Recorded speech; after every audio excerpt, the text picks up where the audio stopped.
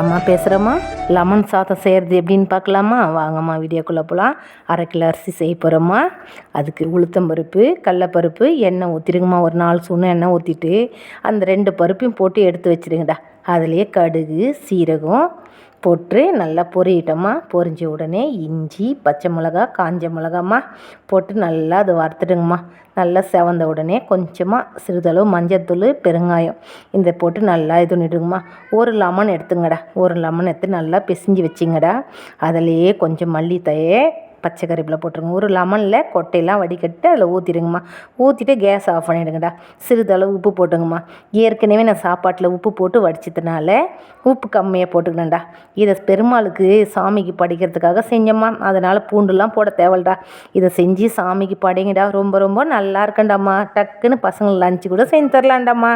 இதை செஞ்சு கொடுத்து பாருங்கடா. இதாண்டா அம்மாவோட டிப்ஸ்டாம்மா.